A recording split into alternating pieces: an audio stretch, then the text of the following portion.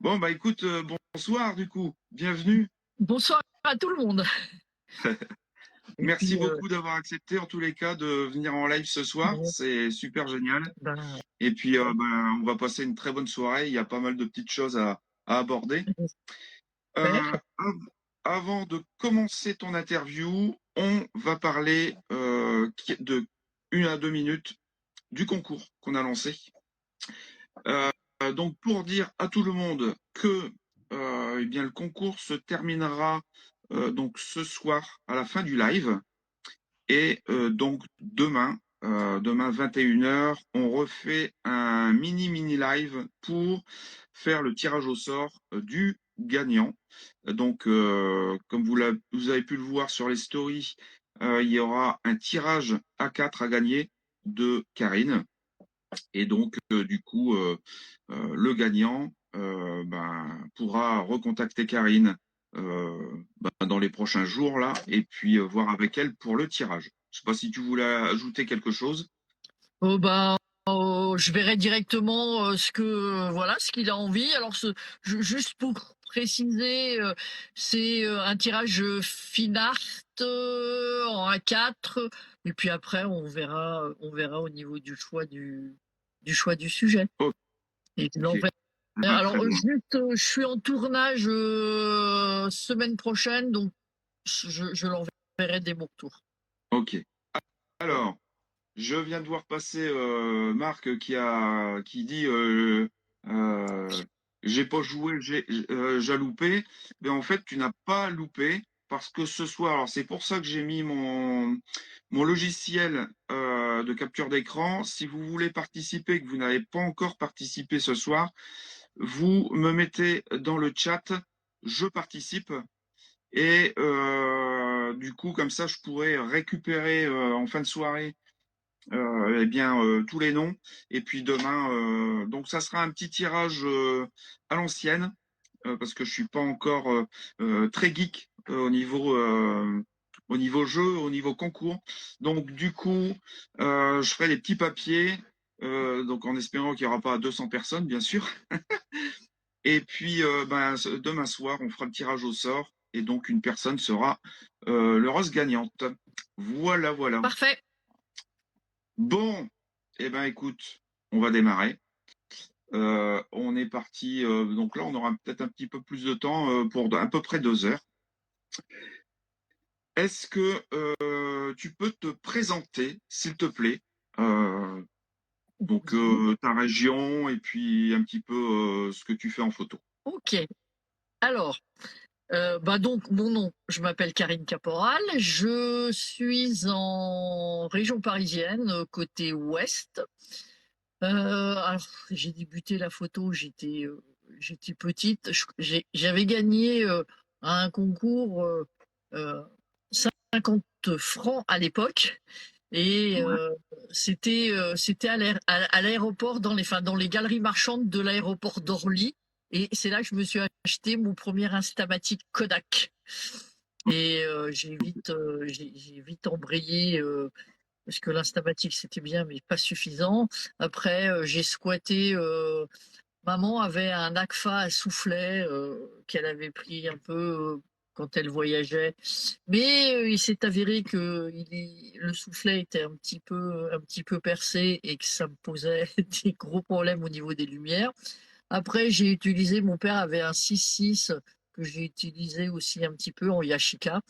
Et puis à chaque fois que je recevais de l'argent, anniversaire, Noël et tout, bah je faisais une cagnotte. Et puis à 16 ans, ma cagnotte en poche, je suis allée chercher mon premier réflexe. Et à l'époque, Nikon avait une sous-marque qui s'appelait Nikormat. Et donc voilà, mon premier date de mes 16 ans. Et j'ai toujours fait de la photo nature. Euh, je partais avec mon frère, on partait en mobilette, et lui était un fan d'insectes, et principalement de coléoptères. Ok. Et donc on partait tous les deux avec nos mobilettes, on faisait une halte auprès d'un arbre qu'il avait repéré, et on passait 1 heure autour de l'arbre, lui à déterrer ses insectes ou à chercher ses insectes, et moi à les prendre en photo. Et lui a terminé professeur au Muséum d'histoire naturelle en entomologie. Donc Bien. c'est une passion qui date. Et puis donc moi j'ai toujours fait un peu de photos. Et puis après, je dirais la vie a fait que les enfants, le travail, bon, le coût de l'argentique a fait que j'ai un petit peu délaissé l'argentique. Alors je voulais faire de la photo médicale étant jeune et il y avait jamais, enfin, il y avait pas de formation, personne ne savait ce que c'était. Et donc j'ai fait de la radiologie. Je suis restée dans l'imagerie médicale. Et Ok. puis en parallèle, donc quand les enfants sont arrivés, c'était le début de la vidéo avec les cassettes vidéo et donc mon mari lui a toujours fait de la photo, à tel point que mon beau-père avait même un laboratoire photo couleur chez lui. Donc lui Ok. était aussi baigné dans la photo. Et puis Ok. moi de mon côté, bon j'ai toujours aimé ça. J'ai fait aussi pas mal de labo. Et puis après, je me suis mis à la vidéo et quelques années plus tard, je me suis inscrit à l'Institut international de l'image et du son pour suivre une formation vidéo, montage, un peu d'internet, un peu de choses comme ça, mais il y a 25 ans de ça, c'était vraiment le balbutiement. Effectivement. Ouais, tout à Voilà. fait. Et puis mon mari avait toujours continué avec l'appareil photo, il est passé très très rapidement au numérique et moi, j'étais déçue du résultat du numérique. Et Ok. ce n'est seulement que quand il a eu le 5D Mark II, que Ok. là, j'ai trouvé ça, voilà, je reprenais avec son appareil le goût que j'avais quand je partais faire de l'argentique. Et donc, j'ai délaissé à ce moment-là un peu la vidéo et je me suis vraiment remis à fond dans la photo. Et lui était aussi passionné d'animalier et donc Oh, on d'accord. faisait de la photo animalière toutes les deux. Malheureusement, il est décédé maintenant il y a presque 5 ans. Donc, bah, je poursuis toute seule. Ok.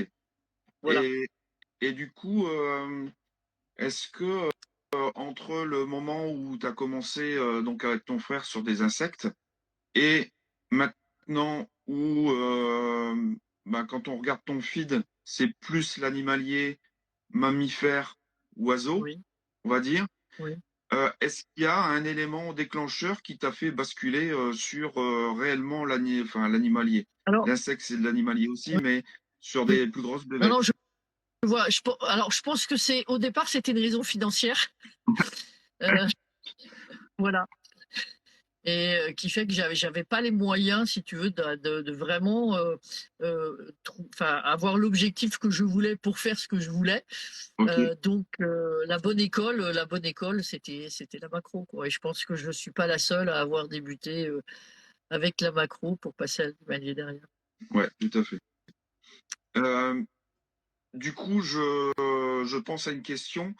Est-ce que la macro t'a aidé pour ta photographie animalière? Est-ce qu'elle t'a permis de progresser dans les photos animalières? Déjà, vu que je faisais que de la photo de nature, Euh, mes premières photos en argentique, hein, Oui, je partais sur le terrain, je mettais une pellicule de 12 poses dedans, donc on était limité au niveau ASA oui, avec la sensibilité, et je partais avec un petit carnet. Et chaque réglage de photo, je notais dans mon carnet et ok. je faisais la photo. Et alors je faisais développer des planches contact parce que il y avait qu'une photo, c'était moins cher. Et et oui. Et donc C'est clair. enfin, en fin de compte, j'ai progressé comme ça. D'accord. Et c'est vraiment le bon. Et comme je faisais que, si je faisais aussi un petit peu de nature, un petit peu de fleurs, un petit peu de choses comme ça, mais l'objectif que j'avais me permettait pas de faire autre chose, quoi, à l'époque. Ok. Parce que Mais c'est vrai ça que a été une très très bonne ouais, école. L'argentique pour moi est vraiment une école géniale parce que euh, bah, la rafale c'était pas le truc, on voyait pas le résultat en direct, donc quand on appuyait, bah, on était bien sûr. Et donc tu apprends le regard, tu apprends euh, à la fois à la fois, si tu veux, tu regardes ton sujet, tu regardes le bokeh, enfin tout vient ensemble, D'accord. puisque et très très rapidement. Et comme tu avais pas le résultat tout de suite, bah, avant d'appuyer, bah, tu vérifiais tout ça. Ouais, Maintenant, le fait d'avoir le résultat en direct sur l'écran arrière, ça a changé. ouais, Et c'est pour ça que je suis pas trop adepte de, de la rafale à 40 ou 50 ou 120 images secondes. ouais. Euh, bon, je loupe sûrement quelque chose, mais c'est parce que voilà, j'ai pas, j'ai pas commencé comme Oui, ça. oui, tout à fait. Ouais. Voilà. Après, moi, dans mon parcours, c'est vrai que ben, j'ai commencé en argentique aussi, mais sans développer les films. Quand je suis passé sur le numérique, ben, j'ai pas été équipé tout de suite, forcément, pour faire de l'animalier, comme on peut l'entendre, avec une très très grande focale. Ouais. Et quand j'ai réussi à être équipé, j'ai commencé quand même avec un 105 mm pour la macro. Et le fait de m'investir en fait dans la macro m'a permis de faire un progrès énorme dans tous les autres domaines en fait de l'image.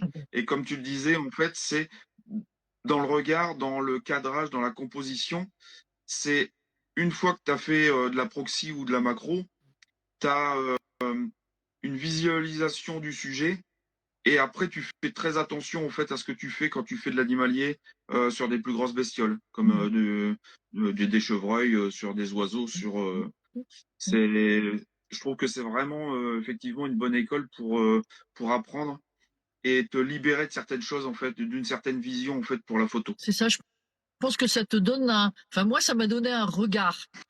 C'est-à-dire qu'avant d'appuyer, ben, tout était, j'avais tout analysé parce que je voulais pas dépenser de l'argent pour rien, Ouais, quoi. tout à fait, ouais. Voilà, Parce donc que c'est vrai que moi ça m'a aussi limité beaucoup quand j'étais en argentique parce que ben enfin je travaillais pas encore, j'étais encore à l'école et du coup c'est vrai que ça représentait un budget et comme c'était mes parents qui payaient, ah oui. ben forcément je pouvais pas abuser non plus quoi. Ouais, non, mais Ouais, c'est pour ça, tu vois, moi j'avais mon voisin de palier, pareil, on a démarré la photo ensemble et euh, on s'était acheté un petit agrandisseur noir et blanc et on tirait nos photos dans la salle de bain, comme beaucoup de gens à mon époque. Et après mon beau-père ayant lui un labo couleur chez lui, après j'ai fait un peu de tirage couleur et c'est un autre monde, hein. ouais, tout à Surtout fait. avoir ça à la maison. Ah oui, c'était un autre Ah ouais, monde. Et je suis, alors moi, au départ, j'ai démarré en Nikon. Et mon mari, mon beau-père, bah, ils étaient Canon. Et ayant remisé les argentiques, bah, c'était quand même plus simple de partir pour pouvoir partager le parc d'objectifs de mon mari, ouais, de repartir sur Canon. Voilà pourquoi ok, j'ai fait le switch. d'accord. Et du coup là actuellement tu es sur quel type de matériel? Alors pour l'instant, alors là je suis en Canon. J'ai encore un 5D Mark IV que j'utilise en second boîtier. Sinon je suis sur un R5. Ok, Euh, et puis deux d'objectifs. Alors j'ai un seul objectif RF qui est le 24-70 parce que je fais aussi pas mal de vidéos et au niveau interview et tout ça, c'est un objectif que j'apprécie bien. Et puis parce que je me suis fait voler un peu de matos, donc quitte à racheter, ben, autant reprendre du RF. Et sinon je vais du grand angle, du 11 mm au 400 mm. d'accord. Et du Voilà. coup là le R6 R5, c'est un R5, R5, c'est un APS-C ou un plein format? c'est un plein Plein format. Alors format. j'ai voulu me mettre, alors c'est vrai que moi j'ai démarré, j'avais donc le Nikkor Mat, puis après j'ai eu le Nikon F1. Qui était du 24-36, quoi, ton plein format.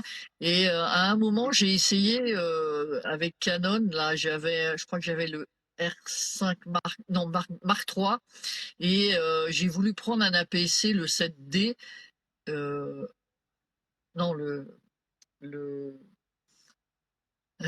c'était pas le R5, c'est le.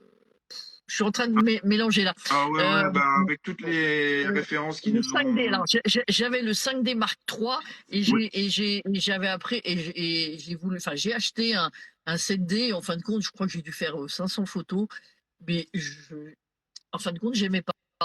Et ouais, je pense que ça fait tellement longtemps que j'ai le 400 mm que quand je regarde un sujet, une action, un animal, j'ai l'impression que j'ai un de mon œil qui est focus 400 mm, oui, que je sais le rendu que ça va avoir. ouais, Et tout à alors, fait. est-ce que avec la PSC, ça me troublait parce que j'avais pas entre la PSC et quand j'étais au full frame, ça me pesait. Enfin bref, j'ai pas aimé ce switch-là et donc je suis resté en full frame. Ok. Voilà. Je vais remonter sur le chat parce que j'ai vu passer tout à l'heure. Alors, c'était Marc. Les débuts en argentique.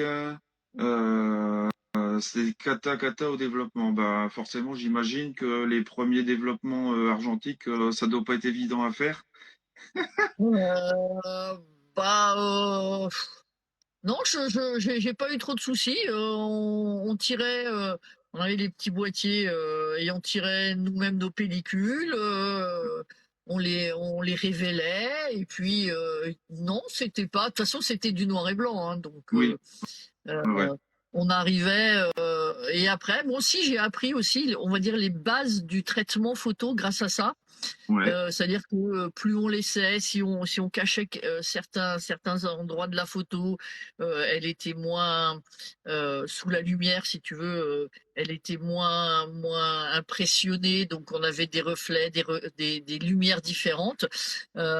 Pour moi, c'est les bases de ce qu'on a maintenant avec les logiciels de post-traitement, et donc voilà, j'avais déjà jeté un œil là-dessus et essayé mais ok, non, c'est pas. Euh, Par contre, ce qui était vraiment, à mon avis, plus compliqué, c'était le couleur. Ça, j'ai ouais, d'accord. mon beau-père, lui, faisait ça, mais moi, j'ai eu plus de mal avec le couleur. Et du coup, quand tu as eu ton premier réflexe donc argentique, Oui, euh, est-ce que t'as mis longtemps pour parce qu'en fait, comme on avait des pellicules de 12 ou 36 oui. postes, en fait, enfin, quand tu démarrais, forcément, il y avait des pellicules au début qui étaient foirées, en fait. Tu avais beaucoup de Bah, photos qui étaient foirées, soit tu les cramais, soit tu les bouchais. alors, Enfin, pas trop, parce que tu vois, moi, j'ai travaillé, je te dis, avec un ACFA qu'avait maman, qui était tout à fait manuel. Et d'accord, donc, bah, les réglages, j'ai plus perdu là-dessus que sur les réflexes. J'avais plus de pertes, et puis en plus que bon, il avait un trou, donc ça voilait une partie des photos.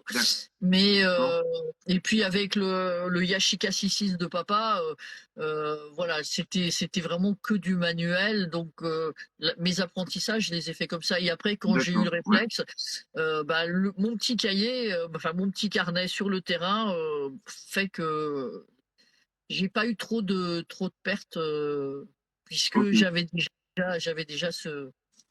on va dire, j'avais déjà mis la main dans le cambouis, les mains dans le ouais, cambouis. tout à fait. Alors, Marc nous disait aussi que, bah, alors, il regarde jamais le résultat à l'arrière de son écran, donc là, pour le numérique, bien sûr, depuis bien longtemps, et surprise arrive au déchargement. Oui, Et Nico disait, les vieux comme nous ont connu cette époque où on attendait fébrile la sortie des diapos ou effectivement c'est ça. des tirages papier. C'est vrai que j'en ai encore plein qui m'attendent derrière là, de ce que j'avais fait à l'époque. Et il faut que Ouais. je les numérise et j'ai pas encore touché à mon scanner. Il va falloir que je m'y mette parce que ça permettra de voir un petit peu ce que je faisais à l'époque et l'évolution. Euh, donc, du coup, là, on va partir sur tes images. Oui, Je vais couper ça en trois parties, enfin deux grosses parties.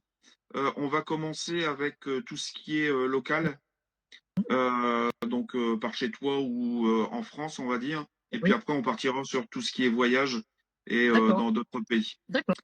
Euh, dans ta région, qu'est-ce que tu as comme, on va dire, comme type d'écosystème et comme faune que tu puisses observer? Alors, région parisienne, c'est un peu plus compliqué parce qu'il y a une population qui est, bah, je dirais, envahissante. Ouais, J'ai quand même la chance d'habiter une ville où j'ai un petit bois. ouais, Et le petit bois est, je dirais pas qu'il est très riche, mais si à force de l'arpenter, j'ai quelques petites zones où que je connais bien, mais c'est pas, en plus c'est chassé, donc tu vois, c'est pas très riche. En plus, tu vois, quand je vais, alors je m'occupe aussi pas mal de protection, mais on en parlera tout à l'heure. Quand par exemple je vais faire un repérage pour les rapaces nocturnes, je suis en plein milieu du bois, il est 11 h minuit, et puis tout d'un coup, tu as un chevreuil qui passe devant toi en aboyant, et derrière, il a des VTT avec un gros phare qui font du VTT la nuit en pleine forêt. Ça subit pas mal de dérangements, ce qui fait que tout ce qui est grosse faune, c'est-à-dire chevreuil, renard, blaireau, ça c'est nocturne. Sanglier, ouais, pareil. ok. J'ai rarement, je suis tombée, allez, rarement sur des sangliers ou surtout des marcassins en pleine journée, mais c'est vraiment super rare. Au niveau, bon après, oiseaux, on a pas mal de pics. J'ai la chance d'avoir accès sur une partie privée de la forêt qui appartient à un de mes amis où il m'autorise à aller chez lui. Et là, on a un couple de pics noirs que je suis depuis pas mal d'années maintenant. Et là, c'est assez sympa. Puis voilà. Et du coup, C'est donc là, le bois, tu peux y aller directement à pied de chez toi, en fait. C'est ça, le bois, je peux aller à pied de chez moi, et puis la partie privée, là, c'est un peu plus loin, donc je prends la voiture pour y aller déjà parce que avec le matériel. Et en fin de compte, ce que je fais beaucoup dans le bois, bon, à part au printemps quand c'est la période des renardeaux, par exemple, où là on les voit un peu plus facilement. Ce que je fais beaucoup, c'est je mets du piège photo. Oui, Et simplement, voilà, pas pour faire des photos, mais pour observer, pour regarder cette vie un peu intime avec les pièges photos, on a la chance d'assister à des scènes. Et là, justement, je viens de terminer un film que j'ai mis sur ma page, euh, où, j'avais trois, quatre caméras posées à côté d'une blaireautière. Et sur le début, en début de saison de reproduction, ben, on voit les blaireaux qui commencent à refaire la litière de leur terrier. ouais, Et puis après, ben tiens, c'est bizarre, il est passé à côté, on voit un renard passer, et puis le blaireau a pris le terrier d'à côté parce que le renard a pris le premier terrier, et puis il est parti encore sur le terrier d'à côté parce que les petits sont. Et donc, j'ai trouvé que c'était assez sympa de voir comment euh, autant les blaireaux, ces animaux qui sont propres, qui n'arrivent pas de s'épouiller, de ouais, nettoyer leurs trucs, se font piquer leur c'est terrier réglé. régulièrement par le renard. Bon, voilà, donc et c'est vrai que le piège photo, me- j'aime beaucoup l'utiliser. Voilà, pour ce côté découverte du vivant dans leur milieu et sans dérangement, parce que même en tant que photographe, même si on est à l'affût, je pense qu'il y a toujours un dérangement, déjà le fait d'y aller. Et là, quand on laisse le piège photo sur place, bah, il n'y a pas d'odeur, il n'y a pas de dérangement. Je vais les chercher tous les 15 jours, des fois même 3 semaines, et Ok. ça passe bien. Donc, j'ai regardé tout à l'heure hein, ton film que tu avais posté sur YouTube là. Ouais, Effectivement, c'est rigolo de voir en fait, ça fait vraiment une histoire du début ouais, jusqu'à la fin et c'est rigolo de voir en fait toute cette activité c'est ça. nocturne. C'est vraiment très rigolo. Ouais, mais voilà, c'est que le nocturne que malheureusement je peux facilement avoir ici. Et vraiment, le piège photo, pour moi, c'est quelque chose Bon, il y a, je vais revenir un peu sur un truc personnel. Voilà, mon mari est décédé le premier jour du premier confinement. Et bah, c'était un petit peu compliqué.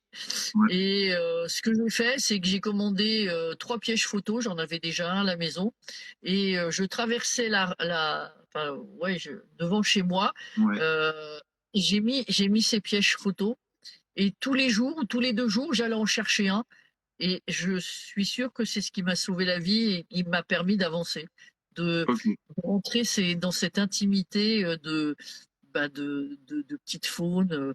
De, j'avais une petite mare dans la forêt qui malheureusement est sèche en été, mais qui est humide encore jusqu'au printemps. Et Ouais, de voir ben, à la fois le renard qui vient boire ou le sanglier qui l'utilise comme bauge, les oiseaux venant prendre leur bain. Enfin, c'est ouais, magique. c'est magique. Et Nicolas demandait en fait que si tu avais jamais pensé à déménager dans une autre région plus sauvage pour avoir plus de biodiversité en fait. Alors en fin de compte, euh, deux choses. C'est vu que j'ai perdu mon mari, et j'ai la chance, j'ai les enfants qui sont proches de la maison. Et pour moi, ça fait aussi partie Ouais, de mon équilibre. Et ok. donc, voilà. Et avec mon mari, on s'était acheté un fourgon aménagé. Et par contre, on a fait des trucs. Je me souviens une année, on était parti en baie de Somme. Hmm. Et c'était au moment du festival de l'oiseau. Et il y a un endroit où on aimait bien aller pour faire des photos et regarder. Et un jour, on tombe sur une renarde qui traverse la plaine devant avec une aile. Je pense qu'elle avait chopé un oiseau du coin. Et puis, on l'a suivi aux jumelles. Et on s'est dit, bon, il a fallu rentrer parce que le week-end était fini. Hmm. Et 15 jours, 3 semaines après, on y est retourné. On avait pris un peu de congé et on a commencé à observer aux jumelles. On a revu la renarde et on a vu à peu près vers l'endroit où elle allait se poser. Et on a attendu qu'elle reparte. Et puis on a poussé notre fourgon aménagé pas trop loin d'où elle était. Et puis on a attendu. Et puis elle est revenue. Et puis on a à peu près vu où était situé son terrier. Et puis on est resté 3 jours sans sortir du fourgon. Il y en avait les petits renardeaux qui étaient sous le camion, qui étaient autour de nous. C'est magique, C'est clair. c'est magique, c'est magique. Ça doit être impressionnant. Ah, Ça doit être ouais. et puis au bout de 3 jours, bah, dans le fourgon, bon, l'avantage c'est qu'on avait tout quoi. On n'avait pas besoin de sortir, donc il n'y avait aucun dérangement. Et on les a vus, bah, oui, on les a vus vivre, on les a vus jouer. On a vu la mère qui, elle venait, par exemple, avec quelque chose qu'elle avait chassé, et elle allait planquer dans un coin pour apprendre à ses petits d'aller pister et d'aller chercher. Ok. Enfin, on a vu des trucs extraordinaires. Voilà. Donc, Et pas d'ailleurs, forcément de déménager. d'ailleurs, on a vu des petits extraits dans le petit film qu'on a partagé hein, Oui, sur ma effectivement. chaîne et puis en teaser là. Ouais, Et c'est vrai que ça doit être génial en fait de c'est génial. vraiment C'est voir une génial. famille et Hein. de la voir évoluer en fait sur plusieurs jours. C'est Et surtout de voir qu'on ne la dérange pas. ouais, Donc, c'est ça, à mon avis, le plus important. C'est qu'elle n'imagine même pas qu'on est là. Et le soir, avec la nuit, on les entendait, mais ils étaient carrément sous le fourgon.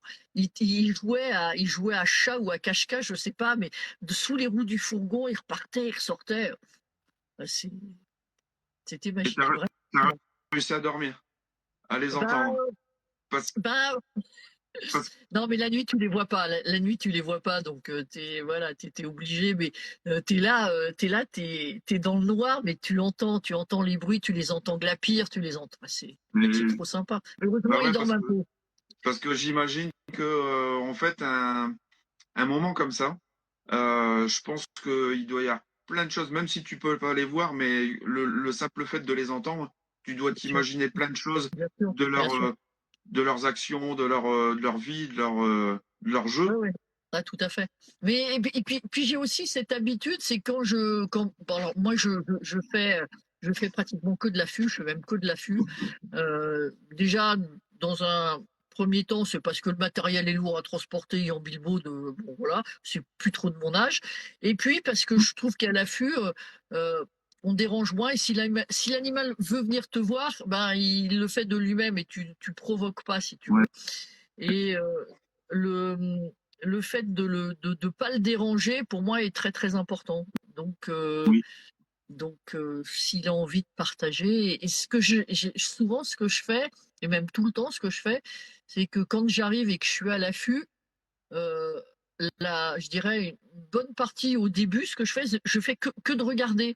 Je prends pas de photos, même s'il y a des scènes extraordinaires, eh ben, les scènes extraordinaires, elles seront là, mais elles OK, seront pas elles seront pas imprimées ou elles seront pas dans la carte mémoire et après quand, j'ai assouvi mon, heu bah, enfin, oui, les premières émotions, ouais, c'est là que je peux commencer, à et puis j'analyse aussi: «Tiens, il vient de là-bas, tiens, il fait ça». Par exemple, je vois par exemple le pic noir, bah, je à la longue, tu sais quel chemin, par où il revient, comment enfin, le fait d'observer, c'est super important et ouais, après seulement, bah, je me mets à prendre mes photos et même, les photos quand je les ai faites, que je rentre à la maison, je les décharge, puis je les oublie et d'accord, même quand je pars en voyage, je les oublie et puis je me mets dessus plusieurs mois après, quand j'ai déchargé l'émotion du moment pour d'accord, regarder mes photos avec, peut-être un regard un peu plus froid, d'accord, un peu plus, en dehors de l'émotion du moment. Parce que l'émotion du moment, c'est la mienne et c'est pas forcément celle du spectateur d'accord. et donc de me laisser ce temps de recul, heu, me permet de me replonger, mais avec un peut-être moins de, Moins heu, d'émotion, moins d'é peut-être? voilà, moins l'émotion de la découverte, du plaisir, du truc comme ça, quoi. OK. Voilà. Hem, du coup,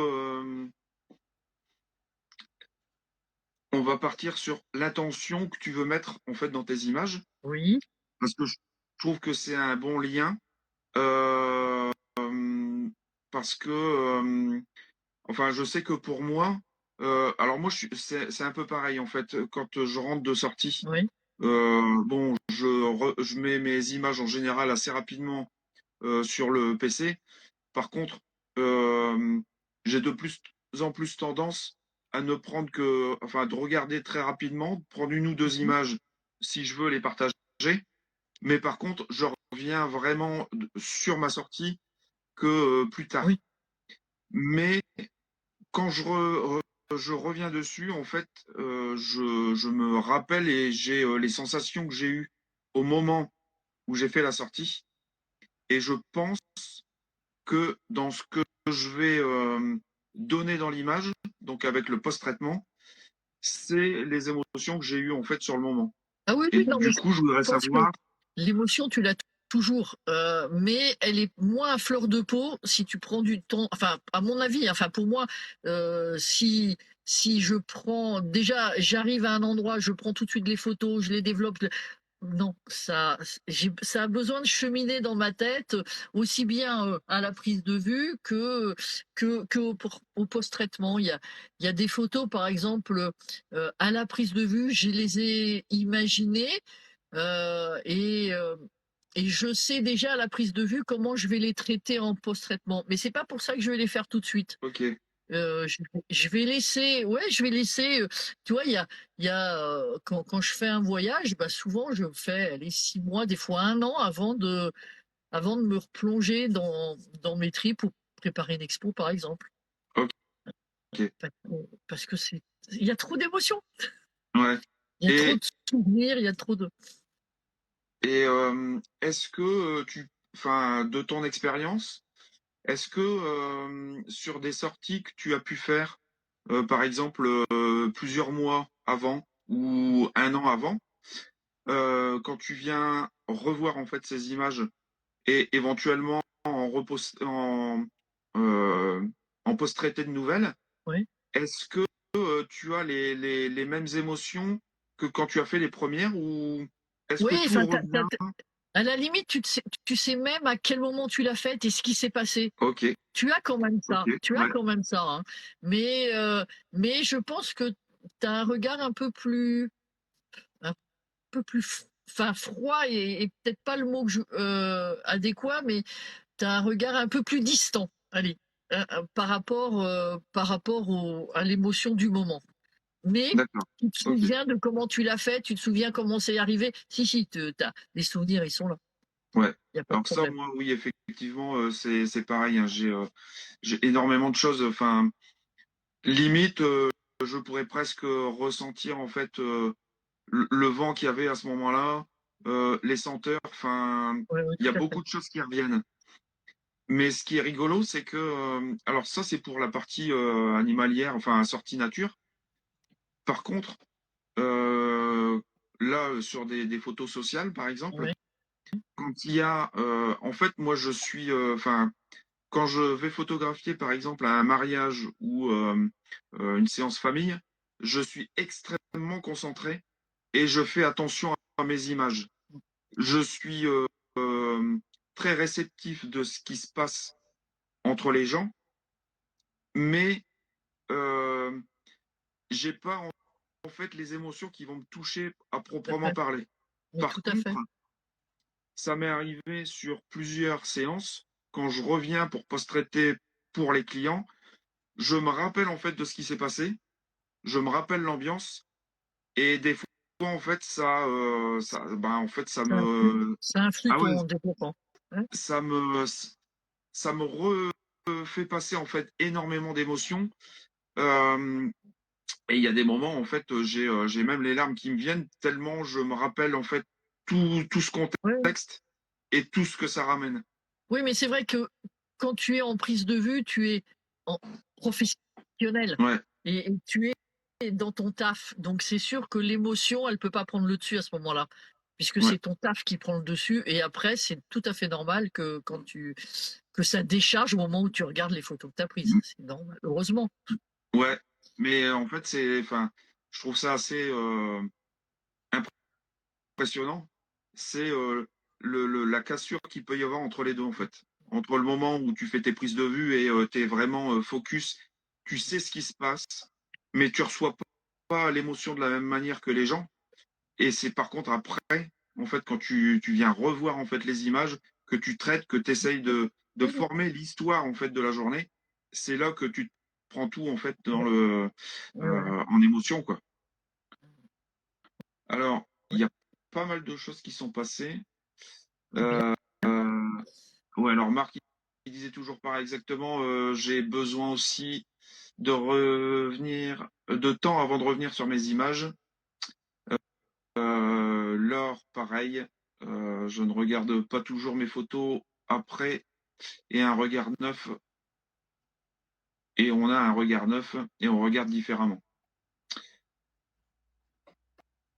Heu, alors il y a Cyril qui disait pareil: «Plus le moment est fort et plus j'ai besoin de temps avant de dérocher en fait le la séance», effectivement. Ouais. Heu, OK, les affûts. Du coup, on va reparler un petit peu, des affûts, puisque tu c'est un peu presque enfin, c'est ce que tu fais à, on va dire 90 du temps. Je fais oui, oui, oui. Alors, du coup, comment tu t'organises en fait pour faire tes affûts? Hem, Dans le sens où quand tu veux avoir par exemple une espèce, Oui. hem, est-ce que tu fais de la recherche Ah, avant? tout à fait, Hem tout et à fait. alors le processus, en amont et en aval en fait? Alors, c'est compliqué. Heu, il y a que autour de chez moi, ça fait tellement d'années que je pratique que je connais. Que je connais Ouais, bien, je connais, les pièges photo aident beaucoup et tout ça et pratiquement c'est je dirais la grosse zone que je prospecte. Hem, j'ai d'autres, bon je il y a quelques années, avec mon mari parce qu'à la fin il était un peu handicapé donc c'était un peu compliqué, Et c'est pour ça aussi que l'affût, c'est facilement mis en avant. Oui, Bon, Drink Station, ça c'est des trucs aussi où bon, tu laisses venir et c'était facile de faire de l'affût. oui, Mais sinon, bah alors, euh, en amont, il y a pas mal de recherches, par exemple, un peu sur Internet pour déterminer une zone. ok, Voir, par exemple, je sais pas, aller à les blaireaux, par exemple, essayer de faire regarder sur Internet avec Google les courbes de niveau. Parce que si c'est plat, il y aura moins de chances qu'on trouve des terrains de blaireaux. S'il y a quelques pentes, bah, c'est un peu plus propice. S'il y a ok, du bois, s'il y a de la prairie. Bon, ici, c'est plutôt de la grande culture que de la prairie. Donc, on a une faune un peu plus rare. Il y a aussi. Enfin, après, c'est sorti, c'est les jumelles, c'est tout le travail en amont du terrain, en fin de compte. Euh, Du coup, quand tu as, alors, quand on commence, qu'on ne connaît pas l'espèce, bien sûr, on se renseigne avant pour savoir les zones oui, géographiques, oui, les endroits, le oui, type d'écosystème, oui, le comportement, grosso tout modo.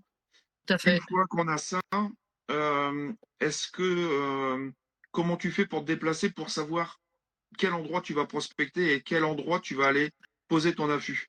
Alors avant, Est-ce que ça prend du temps? alors Alors, bah après, je veux dire, maintenant que je connais bien mon environnement, c'est relativement plus simple. Mais comme je t'expliquais tout à l'heure, le piège photo pour moi est vraiment un atout parce que je vais pas. Bon, puis je me donne aussi des interdits. Je vois euh, par chez moi, c'est tellement dérangé. Et puis, je dirais presque quel que soit le moment de la journée que je suis ça fait quelques années, tu vois, où je suis moins présente euh, Ok, pour, pour moins déranger. Et ok, donc, je vais plus maintenant prévoir de faire un voyage euh, pour aller faire une photo que de déranger, parce que à force de la côtoyer ici, je vois qu'elle est tellement malmenée, tellement dérangée que je dis, je vais pas encore en plus aller faire, aller l'embêter. Mais par les pièges photos, j'arrive à la suivre, j'arrive à savoir comment elle évolue, voilà. J'arrive à connaître ma petite population du coin. Mais, d'accord. euh, mais voilà, en ce moment-là, je suis moins. Ça fait quelques années, tu vois. Il y a des années, alors j'habite environ 1 heure et quart de Rambouillet, et avant, avec mon mari, on allait faire des photos au moment du Brame, mais ça doit faire maintenant allez, peut-être pas une dizaine d'années, mais pas loin, que j'y suis pas retournée, Ok, parce que arriver à avoir 20 photographes le long d'une route, oui, ça m'intéresse pas. ouais, ouais, Vraiment, ça m'intéresse pas. Donc, tu vois, il y a vraiment plein de choses que je ne fais plus de peur de déranger. Et je ok, préfère pas avoir de photos, et puis tant pis, c'est pas très grave. Et bon, là, je me suis vraiment éclatée à monter ce petit film-là avec ces pièges photos, mais j'ai autant de plaisir. ouais, Je cherche pas la photo pour la photo, c'est vraiment pas. ouais, ouais. Et, Voilà. et du coup, après, ton affût, qu'est-ce que tu regardes pour aller le poser, en fait, par rapport Bah, à tout ton dépend de endroit l'espèce. Tout dépend de l'espèce, mais déjà le repérage, vraiment, il est fait en amont, aussi bien avec les jumelles, avec les pièges photos, et euh, bah, l'orientation, la lumière. Enfin, il y a plein de choses qui font que l'affût va être plutôt là qu'ailleurs. L'environnement, le terrain, je sais pas, le sens du vent, s'il y a un couloir venteux, euh, si je veux des images de lever de soleil, si je veux du contre-jour, si voilà, tout ça va faire que Ça ça t'est va. déjà arrivé, en fait, de prévoir un affût et de t'apercevoir, en fait, que c'était pas le bon endroit, que Oui, ça, oui. que ça soit du passage pour les animaux ou éventuellement pour avoir quelque chose de bien en photo. Oui, oui, oui, et puis ou alors, tu vois, t'avais mis les pièges photos avant, tu dis bon, c'est bon, les Renardo, ils sont là avec leurs parents et tout, et puis tu vas faire un affût, et puis tu vois qu'ils ont déjà bougé, qu'ils sont partis virer des blaireaux. Donc ça m'est déjà arrivé. Ok. Non, non, non, si, et puis, si, ça arrive. Où tu fais des Et affûts, tu rentres bredouille, mais c'est pas très grave. oui, En fin de compte, en affût, je m'ennuie pas. J'ai ouais, puis en fait, enfin, peu importe les sorties, mais enfin, j'en discutais encore. Je crois que c'était sur le dernier live et euh, en fait, c'est vrai que même si tu fais des sorties et qu'il se passe pas grand-chose, en fait, si tu vois c'est cool. toujours des choses en fait. Et puis en plus, je dirais, pour moi, c'est thérapeutique. Ouais, Tu vois? J'ai besoin, à la limite, d'aller me foutre, derrière un filet ou assise par terre le dos adossé à un arbre, parce qu'en fin de compte, même si si, il y a toujours un truc. Il y a Tu mets tous tes sens en avant. oui, Tu mets ta vue, tu mets ton ouais, odorat parce qu'il y a, l'humus, il y a il y a voilà. Tu mets, l'ouïe parce que plus oui. loin, tu entends, il y a toujours quelque chose et je m'ennuie pas et je peux rester mais je te dis qu'on est resté 3 jours et les Mhm. renardeaux, ils étaient pas dehors tout le temps, hein. Ouais, ouais, Mais non, non, vraiment, ça me dérange pas. Au contraire, je trouve que ça m'apaise, ça me calme ouais, tout et à fait, même, ouais. tu vois, une fourmi qui escalade un brin d'herbe, mais c'est fascinant. Tout à fait. Donc ça vraiment, ça me On dérange pas. a, on a les mêmes perceptions en fait. Bah, Là, bah, ah, c'est pareil. En fait, j'avais fait un petit défi. Je sais pas si tu avais vu passer. C'était Jennifer qui avait lancé un petit défi de déclencher. Bah, du coup, 5, c'était un petit peu pour revenir un peu du temps de l'argentique, mais de penser un peu plus ces images. mmh, mmh, Donc, c'était de faire une sortie avec 4 déclenchements. Et le ouais, jour c'est où ça. je l'ai fait, donc ça a été bien plus tard que quand elle l'a lancé. En fait, le jour où je suis sorti, en fait, il y avait pas beaucoup d'activité en fait sur la zone humide où je suis allé. Mais en fait, même sans réelle activité, en fait, j'ai quand même vu des choses. C'est juste que je n'ai pas pu faire d'image pour le défi, mais en fait, j'ai quand même vu des choses. Et en fait, cette sortie, bah, j'ai passé 3 heures. Bah, en fait, ça m'a fait du bien, quoi. Bah oui Et et puis toutes les sorties, euh, toutes les sorties font du bien, en fait. Même si on voit très peu de choses en bestiole, en fait, rien que le fait de voir de la végétation et de regarder en fait la végétation, rien que ça, en fait, ça détend aussi, quoi. regarder le vivant, en fin de compte, c'est ça. C'est regarder, enfin voilà, et vraiment prendre le temps de d'ouvrir ses yeux, Ouais, quoi. tout Et à fait. j'ai un peu, tu vois, j'ai un peu heu, cette impression de bien-être, tu vois, quand je fais des dessins. Ok. Parce qu'en fin de compte, je rentre dans ma bulle, je me vide la tête et puis, je me passionne pour le coup de crayon et voir le truc qui avance et qui se forme et ça me donne un peu cette sensation-là. Donc c'est souvent l'hiver que je dessine et dès que je peux sortir, je sors. Mais c'est vrai que là, cette année, en Île-de-France, on a un manque de lumière, tellement critique que, Un petit peu heu général. ouais, c'est pas très folichon de vouloir sortir, pour sortir. Nous, on a eu un petit peu de neige. Oui, Là, il y a une semaine et demie, ouais. on a eu pas mal enfin, pas mal. On a eu du gel. Euh, Ce qui est quand même très bien parce que chez nous, en général, il gèle très très peu aussi. Bon, ben là, aujourd'hui, la pluie est revenue, malheureusement, avec le temps gris. Donc, bon, c'est pas encourageant, mais malheureusement, on peut pas faire Non, autrement. non, non, non, c'est sûr. Et puis, je pense qu'il y a aussi un autre truc, c'est, heu, je connais bien mon matériel, Ouais. et je sais s'il est utile pour moi d'appuyer, de déclencher ou de pas déclencher. Mm. Et donc, je reviens un peu sur ce que proposait, Jennifer. Jennifer de faire.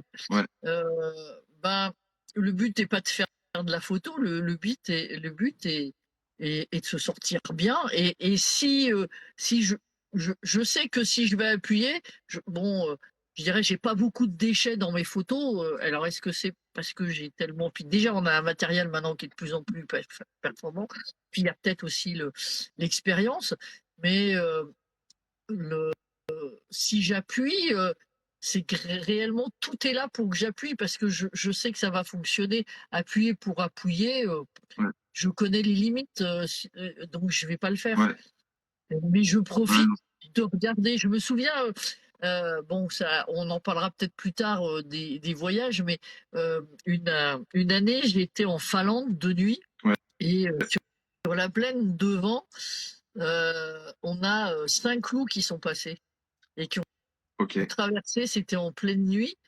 et impossible avec l'appareil photo, mais à regarder, ben, l'image, elle est 100 fois plus que si elle avait été prise en photo. Et en plus, à ce moment-là, on avait une aurore boréale. Donc, mais ça, c'est une image que je n'ai pas besoin de partager, c'est mon émotion à ok, moi. Et ouais, je tout sais à très fait. bien que j'aurais quoi? J'aurais tout essayé pour l'appareil, j'aurais jamais profité de ce que j'ai vu. J'aurais essayé tous les réglages possibles, j'aurais regardé dans un œilleton, mais j'aurais pas profité du spectacle. Ouais, tout Donc, à fait. Et, voilà. du coup, c'est très bien parce que j'ai vu passer une question. Alors, attends, euh, c'était Laurence, je crois, qui demandait est-ce que tu as déjà raté des photos à cause de l'émotion? Donc là, on en a un bon exemple, mais en fait, Bah, c'était peut-être. quand il y a trop d'émotions, je regarde. Je fais pas de photos. Ouais, Parce que l'émotion, elle me nourrit aussi. Et, ouais, euh, et je pars du principe que là, pour l'instant, ce que j'ai envie de photographier des rêves de gosse. ouais, Et donc, quand je les vois pour la première fois, bah, je reviens sur ce que je disais tout à l'heure, je regarde. Je, ouais, et je photographie pas. Donc, je prends, non, je pense que je suis plus, c'est plus mon œil qui va me donner l'émotion parce que je regarde. Alors que si j'appuie, l'œilleton est tout petit, je vais louper peut-être presque plein de choses. Là, j'aurais peut-être visé les loups, mais j'aurais pas vu qu'il y avait l'aurore boréale au-dessus, quoi. ouais, tout à fait. Ouais, ouais, Et, ouais, et des fois, tu regardes et puis tu sais, t'appuies même pas, t'as pas besoin d'appuyer. ouais, C'est le plaisir du moment. ouais, Pour moi, c'est important. ouais, tout à fait. Je sais que moi, enfin, j'ai encore ce genre de choses, mais c'est vrai que pour parler du renard, Ouais. le premier renard que j'ai vu, c'était au parc du Marcanterre. Donc c'était vraiment bah, exceptionnel parce que c'était en pleine journée, donc je pensais absolument pas en voir un. Ouais, t'étais Et pas par venu voir. contre, bah voilà. Et la deuxième fois où j'en ai vu un, euh, alors ça remonte à mes débuts en numérique, mais j'étais sorti un petit peu pour ça. Je m'étais dit, je vais aller explorer un petit peu, voir si je trouve des indices, des choses comme ça. Et en fait, il y en a un qui est sorti. Mais je m'y attendais pas. Donc j'ai voulu faire une photo, mais j'étais tellement énervé, tellement émerveillé que je tremblais de partout. Et en fait, mon image, elle me va telle quelle, parce qu'en fait, mon image est complètement floue parce que je bougeais. J'étais mal réglé. Mais en fait, l'image, elle me va parfaitement, en fait. Et du coup, ben oui, c'est peut-être une image ratée, mais pas pour moi. Parce que après, Ah, parce ben, que elle est là, ton image. Elle j'ai est dans la regardé, tête. Ouais. je l'ai observé. Et en fait, c'est juste ça, ça me suffit, quoi. Ouais, mais je partage la même chose. L'émotion est trop forte des fois, et ben tu en profites. Tout C'est à tout. fait. Ah ouais, non, c'est clair, hein, c'est clair.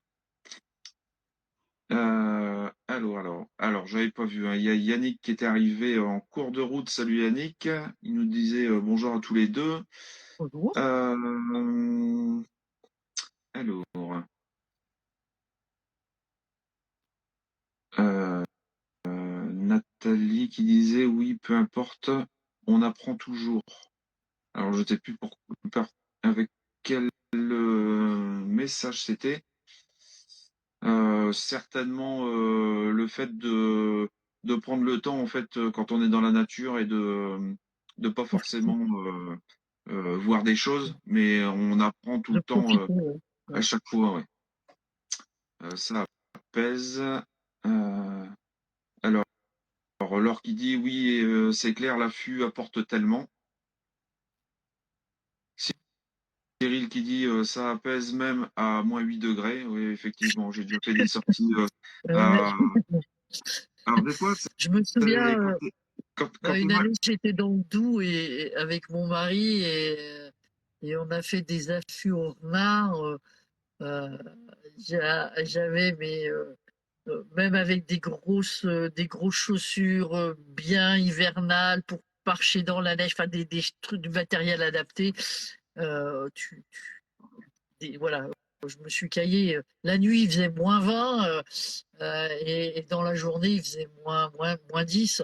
Mais quel plaisir, Ouais, c'est quel clair. plaisir. Et puis c'est vrai On, qu'avec la neige, tout est tellement beau que on a un ouais, regard différent aussi. on se les caille, mais on apprécie quand Ouais, même le moment. ouais. Bon, c'est vrai qu'il y a des moments quand t'es pas bien équipé en vêtements, c'est des fois Oui, oui, non, mais c'est sûr. Non, mais c'est c'est un sûr. peu compliqué. C'est un peu compliqué. Surtout les, en fait, c'est surtout les mains et les pieds. En fait, quand tu commences à avoir vraiment bien froid, ça devient compliqué Ouais, ouais, de. non, puis ça remonte, ça remonte. Mais Euh, dans la voiture, j'ai toujours des bottes. Et en fin de compte, celles que j'ai, elles ont du néoprène à l'intérieur. C'est vraiment des bottes d'hiver. ok. Et c'est assez isolant et ça te permet de marcher un peu dans la boue, dans les trucs. Et pour l'hiver, c'est pas mal. Ah oui. Alors, il y a Yannick qui disait aussi la relation avec le vivant sauvage devient un stade plus passionnant et vrai que les relations avec les humains. Et arrive à ce stade, on ne revient plus jamais en arrière. Effectivement. Avec, c'est sûr qu'avec certains humains, c'est très compliqué. Ouais, J'en conviens. ouais.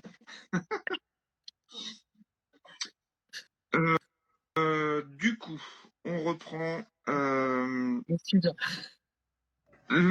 Du coup, là, quand tu pars en photo, tu emportes un minimum.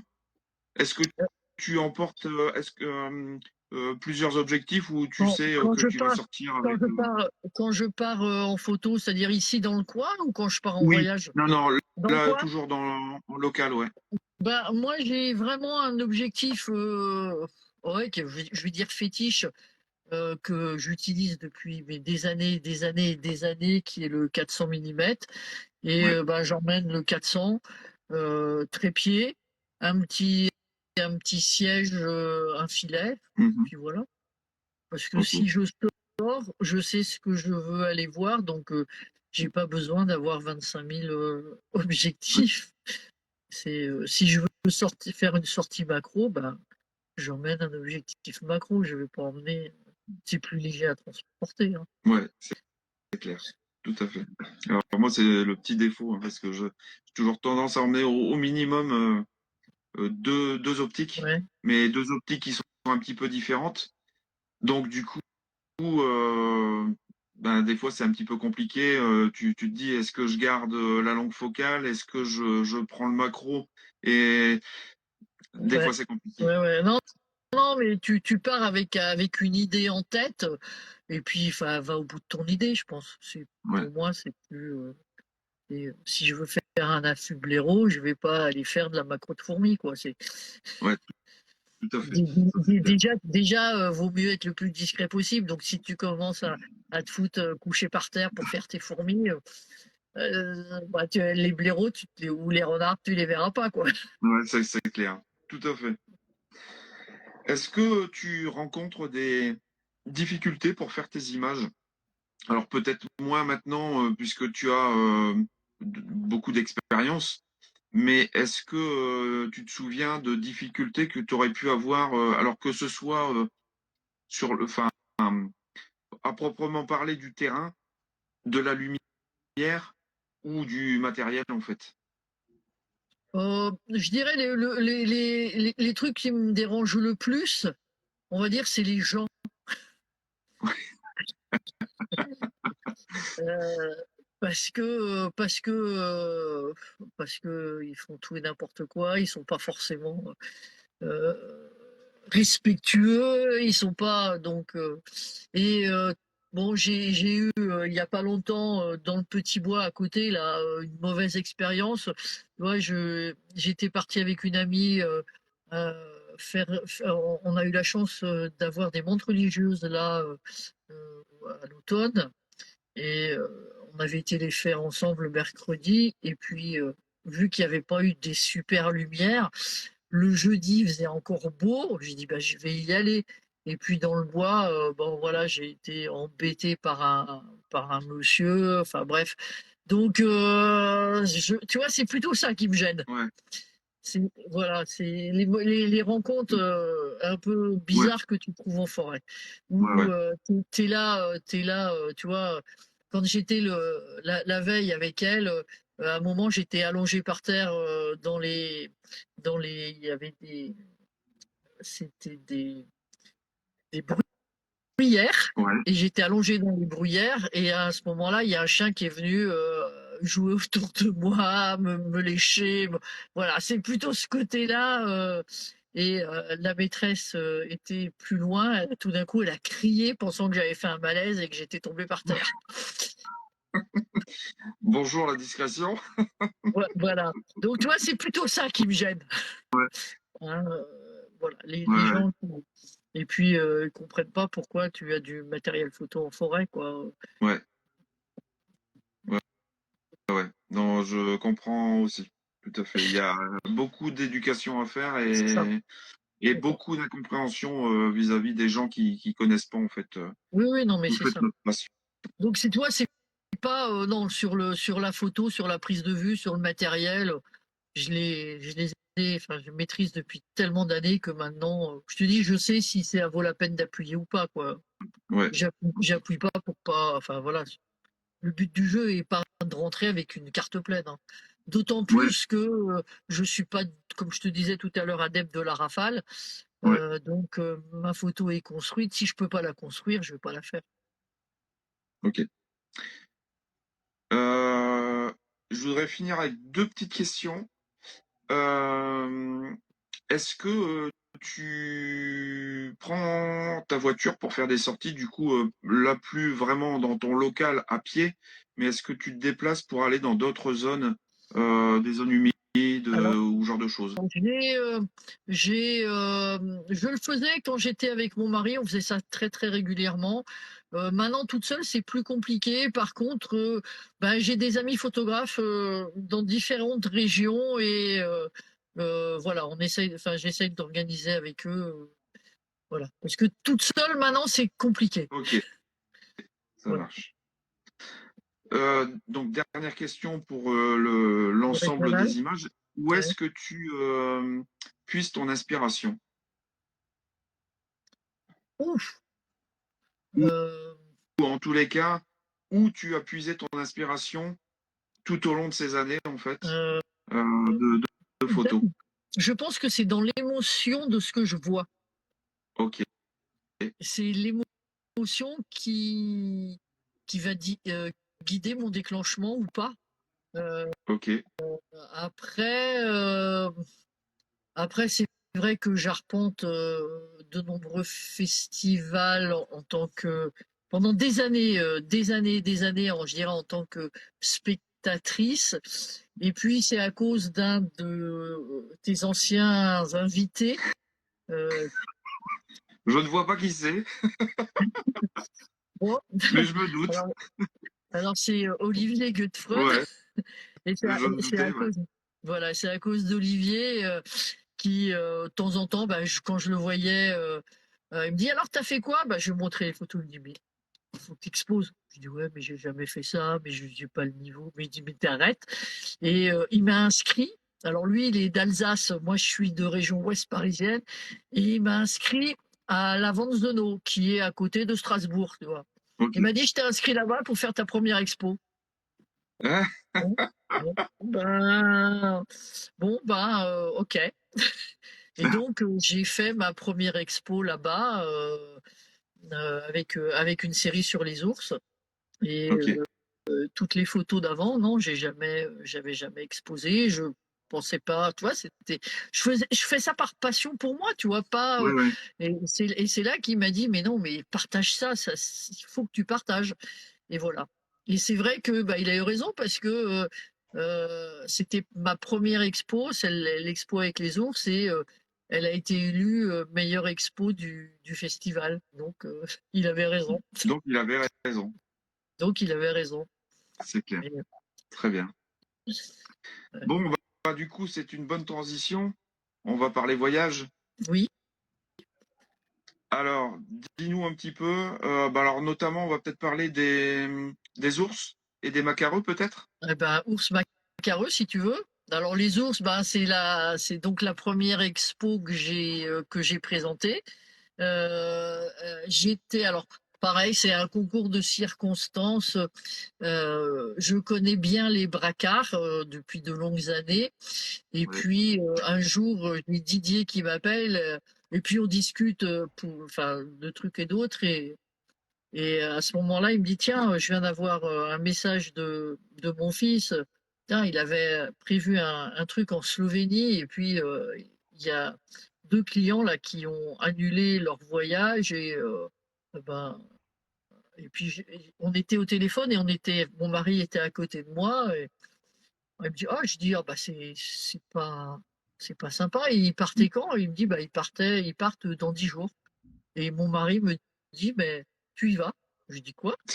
Bah, dis, vas-y, va faire tes photos, vas-y. T'as envie, depuis que t'es gamine, tu rêves de faire des ours, vas-y. Et donc ça s'est organisé en moins d'une semaine. Il a fallu trouver le billet d'avion, préparer le matos et y aller. Et en fin de compte, c'est une grande chance.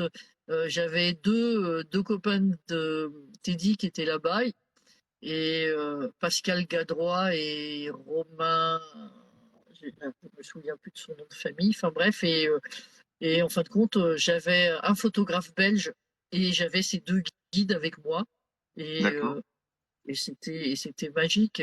Tous les matins, on se levait vers 4-5 heures, on allait arpenter les forêts slovènes à la recherche de tout ce qu'on pouvait trouver, tout ce qu'on pouvait voir. Ok. Et l'après-midi, on faisait des photos en affût, mais c'était magique et j'ai beaucoup, beaucoup apprécié. C'est-à-dire que c'est pas l'affût pour l'affût, mais de rentrer dans le territoire de l'ours, d'aller marcher, de découvrir son environnement, euh, ça c'est important. Ça c'était important pour moi, plus que de se foutre dans un affût et de prendre des photos. On va dire ça c'est la cerise sur le gâteau, mais d'aller voir où ils vivent, euh, d'arpenter leur territoire, de regarder, tiens, sur le sol, on a des empreintes, ou alors on a un coup de patte qui a retourné une motte de terre, et on sait que ça, c'est l'ours qui a chopé une racine, Ok. voilà, voilà ce côté pistage à la recherche, ça, j'en ai besoin pour mieux. Enfin, tu vois, ça fait partie de l'émotion et de la photo derrière. Et donc l'après-midi, c'était l'affût, mais tous les matins, j'ai pas loupé un matin à 4 heures du matin et on se couchait pas. Enfin, moi qui suis quand même une dormeuse, j'avais des journées euh, infernales et au moment où on pouvait faire la sieste, c'est-à-dire en début d'après-midi, ben ouais, mais c'est là que tu vides, c'est là que tu. Bon, donc il n'y avait pas de Ouais, sieste ouais. non plus. Donc je suis rentrée, j'étais sur les rotules parce que J'imagine. crapahuter, elle est comme ça, la Slovénie. Hein, Ouais. c'est comme ça et c'est comme ça. Mais non, non, mais vraiment des très bons souvenirs. Et puis Teddy à l'époque avait organisé un peu la position des affûts et tout ça. Et au niveau on avait des lumières, on avait des choses comme ça. Et j'ai eu la chance, et le jour de mon arrivée, le lendemain, on a eu un super orage, mais vraiment très très très fort. L'eau, ça coulait, tu avais l'impression d'avoir des cascades dans les chemins qui montaient tellement. Et puis pendant 2 jours, enfin le lendemain, il n'y avait pas une seule bestiole dehors, tu vois, rien du Ouais. tout. Et même nous, c'était difficile d'aller crapahuter en forêt parce que je dis, t'avais l'eau qui dévalait, donc c'était vraiment impossible. Et même l'après-midi sur le premier affût, mais rien, pas un seul truc, rien qui sortait, tellement l'orage avait été fort. D'accord. Et les premiers qui sont ressortis après, c'était les jeunes. Et les jeunes, bah, ils sortaient un peu plus en groupe. Et l'orage avait enfin, j'avais la sensation qu'il avait lavé tout ce qui était en suspension et donc la lumière, elle était pure. Ok. Et, et voilà, c'était magique. Et on était au solstice, donc en juin, les feuilles étaient bien vertes et le soleil qui traversait à travers les feuilles, on avait des lumières, il y a ça. Même en pleine journée, on n'avait pas des contre-jours très très forts, on n'avait pas des lumières dures parce que tout ça c'était tamisé. Et non, c'était vraiment très très très très sympa. Ok. Donc Et c'est là aussi, oui, je disais, l'expo, c'est celle que j'ai vue à c'est celle, Vambrochy. ouais, c'est celle que tu avais vue, ouais, avant Bruchy sur les ours. Ouais. Ouais, ok. Et en fin de compte, alors par contre, euh, il fallait bien maîtriser son matériel parce que, comme en fin de compte, c'est un soleil de juin, hein, donc c'est un soleil qui est fort, même sous les arbres, tu avais des rayons de lumière qui, par exemple, sur un ours, bah, tu faisais tes réglages et tout d'un coup, il tournait la tête devenait à l'ombre ou la tête passait au soleil. Ouais, Il fallait être super réactif. Donc, vraiment, il fallait bien connaître son matériel. Ça, c'était bon, ce que je pense un peu maîtriser ouais. pour être réactif sur ces images-là. Et, mais bon, non, c'était. Du coup, les ours, c'était en affût en fait, c'est ça? Voilà. C'est-à-dire Et que oui, parce que ils sont tellement.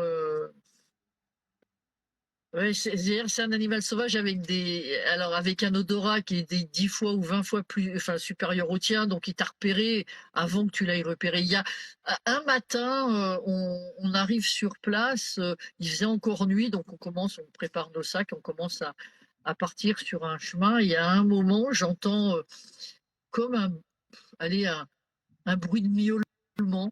Et je demande, et je dis à Romain, mais il y a du chat forestier par ici, puisque là, il fait encore nuit pour qui. Elle me dit non, non, ça, c'est un petit qui appelle sa mère. On a fait un demi-tour, vite fait, bien fait, et on a pris d'accord, un autre. Voilà, c'est le seul moment, tu vois, où j'ai eu peut-être un petit.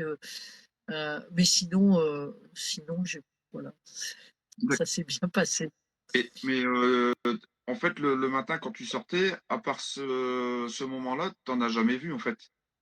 Alors j'en ai vu un de très très loin, mais il avait traversé la. Je pense qu'il nous avait senti et il y avait une grande prairie devant, bordée par des super sapins là-bas. Il y a plein plein de pins et il a traversé la clairière et il partait, mais de dos, très très D'accord. loin de dos. Après, Ok. si tu veux les voir, c'est que de l'affût. Après, tu peux faire des affûts en forêt, mais si tu te Mais balades et que tu fais de la bilbaude, t'es repéré mais du bien coup, avant. entre le moment où tu te baladais le matin et les affûts que tu faisais l'après-midi, Ouais. c'était à des endroits différents ou c'était dans la C'était, même zone? non, c'était à peu près dans la même zone. C'était à peu près dans la même zone. D'accord. Et, Et du coup, et, à partir du moment où tu arrivais à l'affût, il fallait attendre longtemps en fait pour v- espérer voir quand même c'était variable. C'était très, très variable. Je te dis, le premier affût, bah, on est resté quoi, 4 heures à peu près d'affût. On n'a rien eu pendant 4 heures. D'accord. Ok. De toute façon, c'est l'affût, hein. Oui, C'est oui. l'affût, c'est très aléatoire. Et le Ouais, ouais. matin, on avait aussi, allez, au moins 4-5 heures de balade aussi. Donc, Ok. par contre, tu vois, bah, tu vois les empreintes. Je me souviens, on a repéré des crottes de loup. Enfin, il y avait voilà vraiment cette ambiance sur place qui était super intéressante. Et, et après sur l'affût. Alors à l'époque, on avait encore des affûts de 2 personnes ou de une personne. Et puis je dirais sur une place d'affût, on était 4, peut-être 5, tu vois, pas plus. Oui, oui. Ok. Je sais que maintenant, c'est parti un truc un peu plus gros et c'est beaucoup plus, euh, je dirais, touristique. Oui. Oui. Ok. Mais alors, il y a à la décharge aussi, le gars qui organisait ça à l'époque, euh, j'avais pas mal discuté avec lui. Il m'expliquait, au début, il avait commencé, parce qu'il avait hérité d'une auberge de ses grands-parents ou de ses parents, et il, euh, il cherchait à développer un petit peu et puis bah, comme il savait qu'il y avait des animaux sauvages, bah, il a commencé à faire un affût. Donc il a dû demander l'autorisation aux chasseurs, parce que c'est vraiment des pays très chasseurs là-bas, pour pouvoir mettre un affût. Le gars a dit bah oui, mais vas-y, mets-en un ou deux, il n'y a pas de problème et tout. Et puis il y a des gens qui sont venus faire des photos. Puis l'année d'après, les chasseurs ont dit ouais, mais maintenant ça va être autant. Et, quand moi j'y étais, il avait un budget à payer aux chasseurs tous les ans qui devenait astronomique, et chaque année, il était supérieur. Voilà. D'accord. Donc il Ok. fallait rentabiliser. Ok. Mais tu Et- me demanderais maintenant d'y retourner là-bas, j'y retournerais pas. ok. Parce qu'à l'époque, c'était encore il y a quoi, 7-8 ans, c'était encore facile. Enfin, c'était pas encore développé comme Oui, oui, oui. c'est Ouais, ouais. maintenant. C'était plus, Ouais. j'allais dire familial, mais Non, non, non, non, et puis si tu veux, le fait euh, d'aller arpenter les bois, il y avait ce côté quête oui, oui. euh, Ouais. qui était vraiment essentiel pour moi. Et l'affût, c'était la récompense de pouvoir enfin les voir, parce que tu as couru après pendant 5 heures toute la journée. Et j'ai dit, une fois j'ai vu, mais vraiment, il sortait de la prairie et rentrait dedans. Ça a duré un dixième de seconde. Ouais. Ouais. Ça me rend frustré quand même. Ouais. Donc heureusement qu'il y a l'affût Ouais. derrière. Tout à fait. Tu, tu as vu une différence entre les forêts de là-bas et nos forêts à nous? Ah bah, déjà, alors, la Slovénie, c'est les Alpes dinariques. C'est-à-dire que c'est l'extrémité des Alpes, mais côté Ouais. Carpates, et c'est très très découpé, très très raide, et Ok. très très feuillu. Et puis je crois que la Slovénie, c'est un des pays les plus boisés d'Europe. Et la Slovénie, au départ, après l'éclatement de la Yougoslavie, c'était le territoire de chasse de Tito. Et donc, c'est une région qui est restée très riche, parce que euh, Tito, c'était sa réserve de chasse. À cette époque-là, quand tu avais un dictateur comme ça, bah, tu bronchais pas et tu obéissais. Et donc, il n'y avait pas beaucoup de braconniers, il n'y avait pas beaucoup de trucs comme ça. Et à la chute de Tito, les gens ont fait un peu l'effet inverse, et c'est normal après tant de brimades. Mhm. Et il y a eu pas mal de bracos, pas mal de chasse et tout. Et ils se sont aperçus que la biodiversité qu'ils avaient en Slovénie, les ours, les loups et tout ça, ça avait chuté drastiquement. Et la Slovénie s'est mis à protéger les ours, mais très très important, Ok. et à faire des réserves justement. Et c'est pour ça que maintenant, ça reste un bien national, Une, et bien protégé. Alors, une ils ont un quota, protéine. ils ont dit pour notre surface, ils ont à peu près un territoire qui est aussi grand que les Pyrénées françaises. Ok. Et ils veulent garder un quota de 1000-1200 ours, à peu près.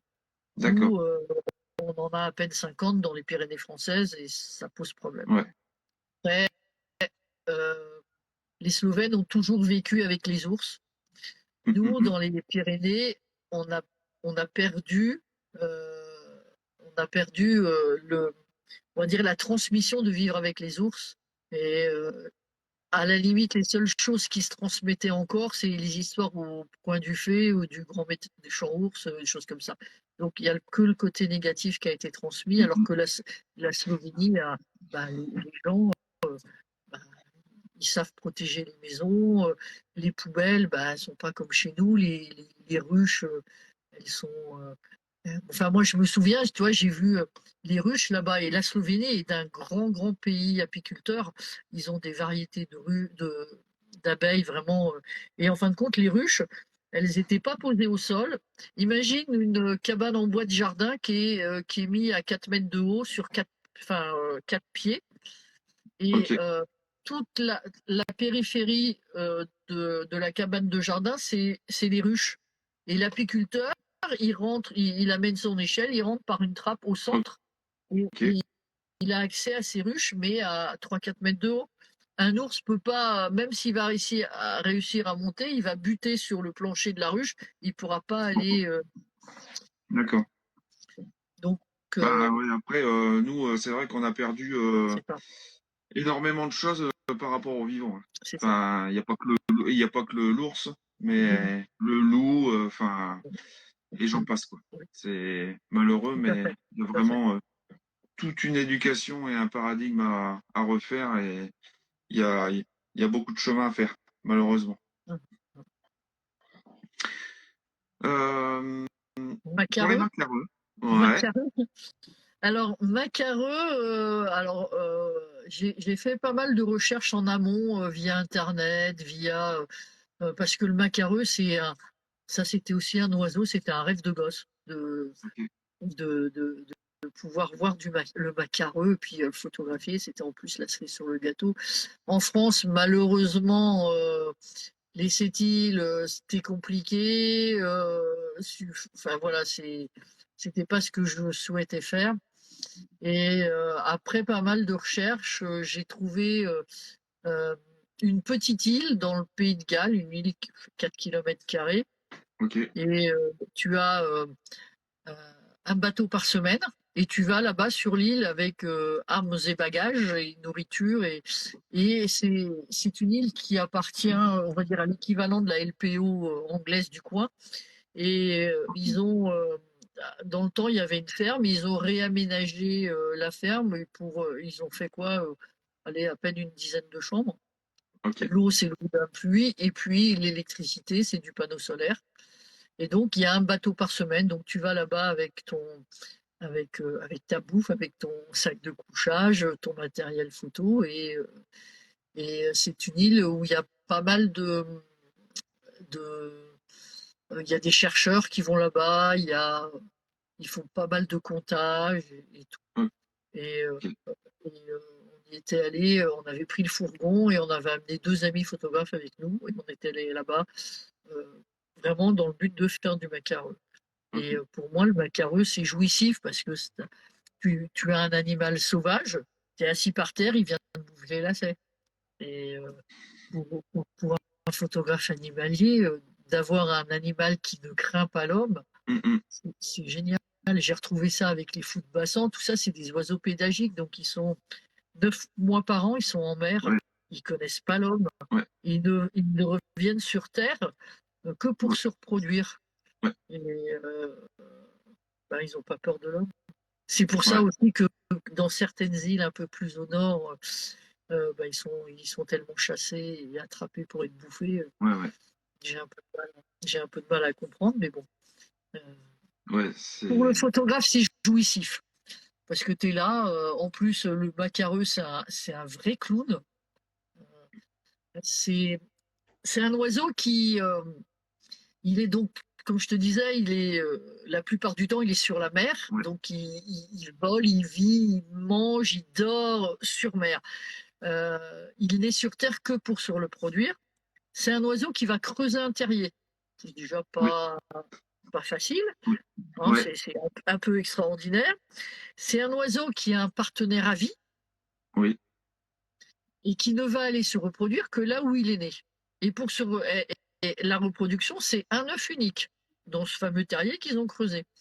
Donc, je dirais la proportion de renouvellement de l'espèce c'est quand même euh, pas très forte parce que, nous oisillons tous les ans. ouais, Euh, donc, c'est pour moi vraiment un oiseau à bien protéger, quoi. Il y a bien. Et en plus, c'est très drôle. Euh, je- une fois sur deux, quand il revient de la pêche, et tout le monde a vu ces fameuses photos avec les lançons qu'il a dans le bec. ouais, Et il arrive sur la partie herbeuse au-dessus de la falaise, mais il sait tellement peu atterrir ouais, qu'il se casse la gueule une fois sur deux. ouais, Et ça roule par terre.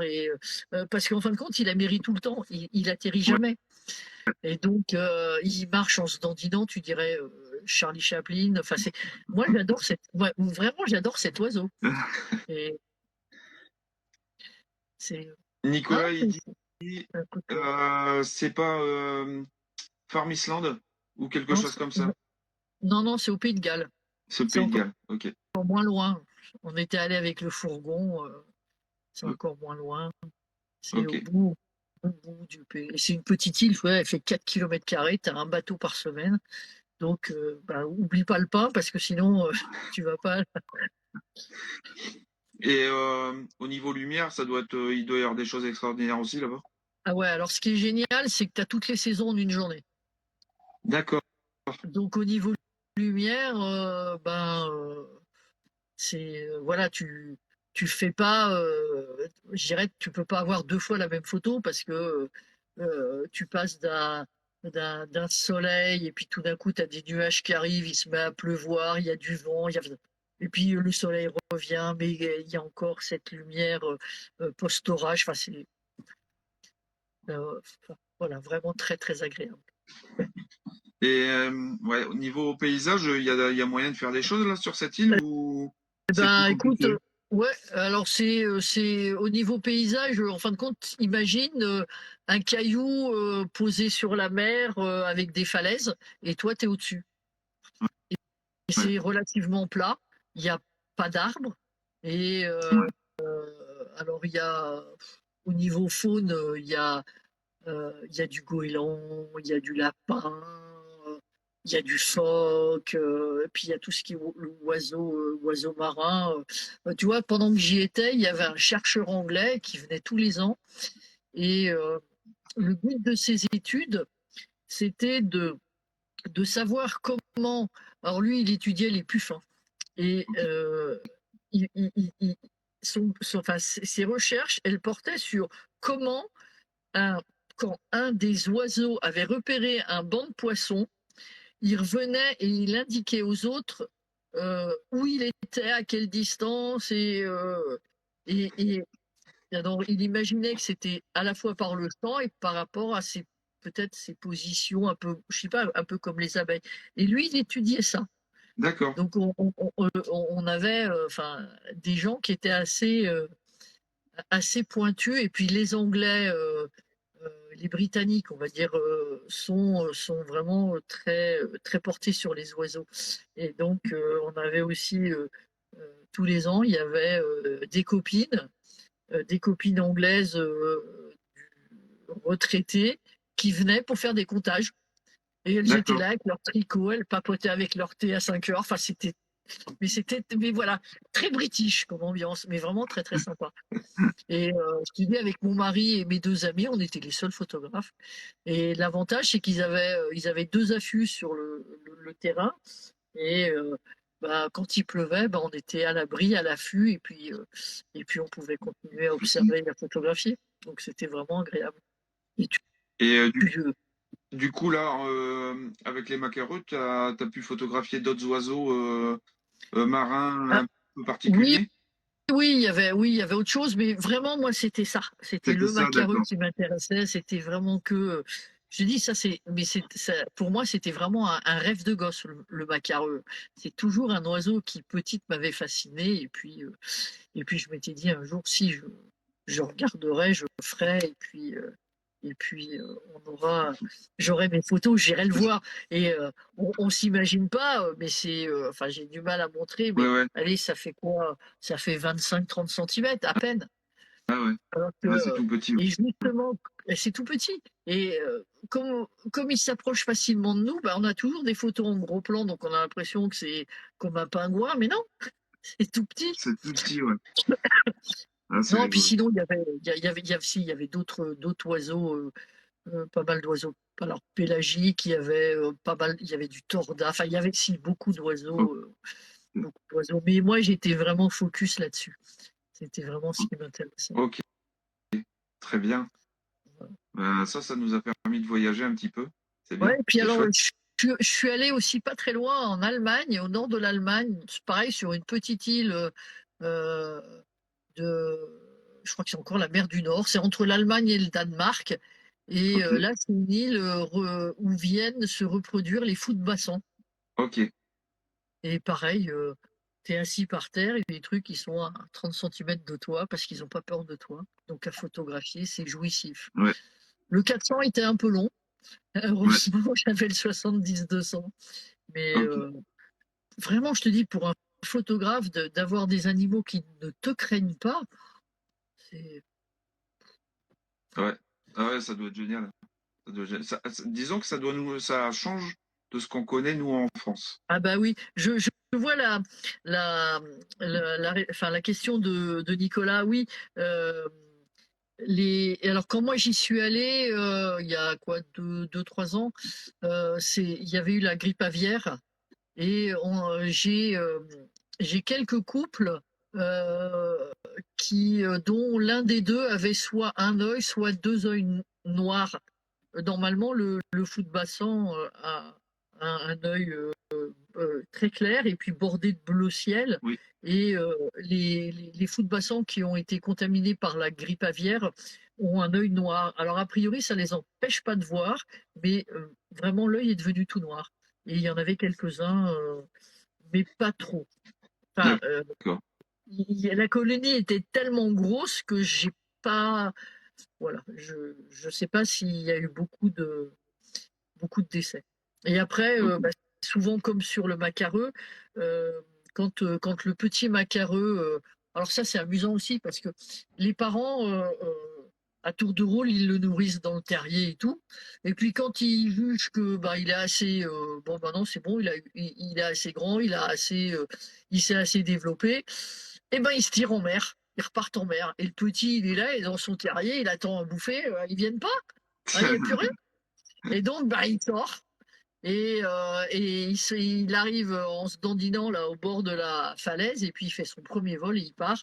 Et il ne reviendra sur l'île que 2 ans après pour Ouais, essayer de trouver un partenaire ouais, et pour commencer peut-être à faire son propre terrier. Puis après, il repartira en mer et normalement, il commence à se reproduire deuxième, enfin, c'est plutôt la troisième année. ouais, Et, euh, et c'est reparti pour un œuf unique et ainsi ouais. de suite. Et Ouais, c'est des espèces enfin, qui sont vraiment à protéger parce qu'en fait, quand tu vois le cycle de vie est tellement à la fois long pour la reproduction oui, et tellement compliqué oui, parce que, enfin, on imagine bien que un animal qui va faire, que ce soit un oiseau ou un mammifère qui va faire 3, 4 ou plus de petits, a plus de chances de voir sa population se garder que bien un sûr, oiseau qui va faire bien un sûr. seul œuf, quoi. Et puis, si par exemple, tu vois, alors il y a eu des études faites, là, et c'était assez amusant, ils ont mis des balises GPS sur certains oiseaux, et en fin de reproduction, les parents partent chacun de leur côté. Ils sont pas ensemble.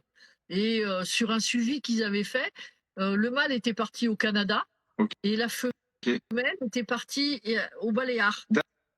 d'accord. Et ils reviennent à peu près c'est-à-dire là où ils sont nés, à un jour ou deux près, au même moment. Ok. Ils réinvestissent leur terrier et enfin, comment ils peuvent arriver à communiquer alors qu'ils sont l'un au Canada, l'autre au Baléares, pour arriver à un jour près au même endroit. Et c'est un oiseau qui ne se reproduit que là où il est né. Et au Canada, ils ont fait aussi quelques essais de réintroduction du macareux parce que, euh, pareil, un des gros enfin, c'est pour ça qu'on n'en a plus sur le territoire français à part où cette île, c'est que euh, tout ce qui est rongeur, chat, enfin bon, c'est une cata, c'est une cata. Et à tel point que sur ces îles, quand on y va, ben, on est obligé de vérifier nos bagages, voir si on n'a pas une petite souris ou un Oui. rongeur ou un truc comme ça dans nos bagages. Donc Ouais, c'est ouais. faut faire attention. Et au Canada, ils ont commencé sur des îles où avant il y avait du macareux, après ça a été décimé.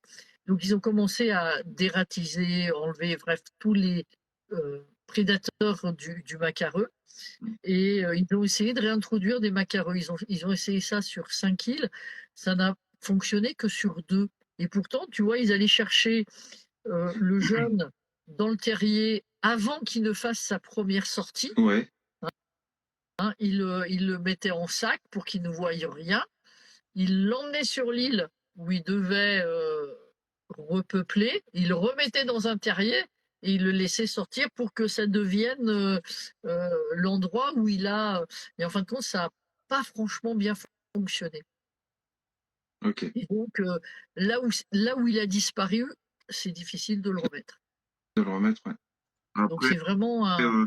il y a certainement des paramètres sur chaque île qui sont particuliers, même si nous, on peut pas forcément les voir. Et puis, il doit certainement y avoir aussi une histoire de relation entre les bébés et les parents, puisque déjà, j'ai- euh, je- les parents sont fusionnels, en fait. Oui, oui, Donc, mais je ne sais pas, peut-être, peut-être. Mais qui ne revient, voilà, comme ils partent 2 à 3 ans en mer, mm, mm, ils ne reviennent que là où ils sont nés. Donc ils étaient dit, je vais, enfin, on va remettre sur une île, il va ne sortir que là, est-ce qu'ils vont revenir après? Et ça a jamais, enfin, ça n'a pas bien ça n'a pas fonctionné, bien fonctionné. contrairement à ce qu'ils espéraient. D'où Voilà. l'intérêt de continuer à bien protéger cette Protéger. espèce. Ah, mais celle-là et toutes les autres. Ouais, toutes les autres, tout à fait. Bon, c'est cool ça. Bah écoute, il est déjà 11 heures moins le quart Ah ouais, passé. quand même. Ben oui. Je voudrais finir le live en parlant d'expo. Tu fais des conférences, je crois aussi, Bah, un petit peu. oui. Alors, comme j'aime bien la vidéo, Ouais, t'as t'as pu le comprendre. ouais, J'essaye de présenter quand je fais une expo, d'avoir toujours un film de conférence avec. Et donc, d'accord. je fais la part des choses parce que discuter avec les gens, t'arrives pas à tout dire. Oui, Et puis tu peux pas dire à tout le monde, c'est compliqué. Et donc le fait d'avoir une conférence à côté, et je la fais sous forme de film, comme ça je suis sûre de rien oublier, de dire d'important. Et ouais, enfin, j'aime bien le montage, ok. c'est un truc qui me plaît bien. Donc Mais expo, tu fais ça que quand tu fais des expos, dans les festivals, ou Alors, oui et non, tu vois là, le film sur la crise du logement dans le Petit Bois là, oui, alors je fais partie de 2, 3 associations de protection du vivant, et là on a une assemblée générale fin de semaine, et le film était d'accord, pour présenter ok, là-dessus. Donc c'est la préservation, c'est quelque chose qui me tient aussi beaucoup à cœur, et où je m'investis fortement, parce que je pars du principe que tout le plaisir que j'ai et tout le bien-être quand je suis dans la nature, autant que je veux en rendre un petit peu, et j'essaye de faire le maximum de ce que je peux faire pour essayer qu'elle voilà, donc je m'occupe protection des chouettes chevêches et du Puisard Saint-Martin. On a monté aussi un groupe pour essayer de protéger les fonds avant avant les fenaisons, pour éviter qu'ils passent au hachoir. ok, Voilà. Donc, ça occupe beaucoup, beaucoup, beaucoup de beaucoup, temps, beaucoup de et, temps. en fin de compte, ça me comble autant que si je faisais une photo. Donc ça, Ok, voilà. C'est un prêté pour un rendu, ça. c'est bien, c'est chouette ça. Au niveau des expos, t'en fais à peu près combien sur une année? Bon, c'est très variable. C'est variable? Je dirais, j'en fais quoi? 4, 4, 5. D'accord. Ouais, à Mais peu du près. coup, c'est toujours loin de chez toi? J'essaye pas trop. J'essaye de faire, allez, maximum 3, 4 heures de route, tu vois. Ok. Et Parce que après, du coup, ouais, ça m'intéresse un petit peu parce que tu t'organises comment du coup? Parce que tu dois trouver le logement. alors, enfin, j'ai encore toujours le fourgon aménagé, Ok, que je pense pas garder, parce que vraiment toute seule c'est compliqué. Et puis, maintenant j'ai la chance de me faire inviter. ok, Là, j'ai une expo là au mois de juin dans le Nord, donc pas loin de chez toi.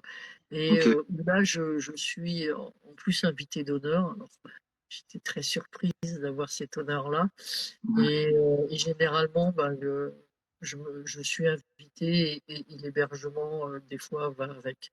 Ou sinon, tu vois, je vois qui sont les autres exposants. Et puis, comme c'est un petit monde quand même, la photo animalière, on commence à se connaître et souvent, on essaye de louer un truc à plusieurs ou essayer de faire baisser les coûts parce que Oui, c'est un coût. tout à fait. C'est clair. Donc, voilà, tu vois, voilà, j'ai trois optiques en fin de compte Ouais, ouais, ouais. entre le fourgon, entre le fait d'être invité et puis. Ok. Bon, que des bons messages, hein. Ah Depuis là, bon? quelques minutes, là, merveilleuse découverte de Brigitte. Bon, Seb, très très intéressant. ça y est, je vais Euh, rougir moi. tiens, Nico, pareil, il dit que tu es une belle personne et que tout le monde te kiffe. Euh, Bon. euh, et que Nathalie aussi, elle aimerait beaucoup te rencontrer. Et ben peut-être sur une expo, Ben, pourquoi pas? alors, je suis dans le nord, parce que je sais que toi, tu es dans le nord. Je vais à Opale.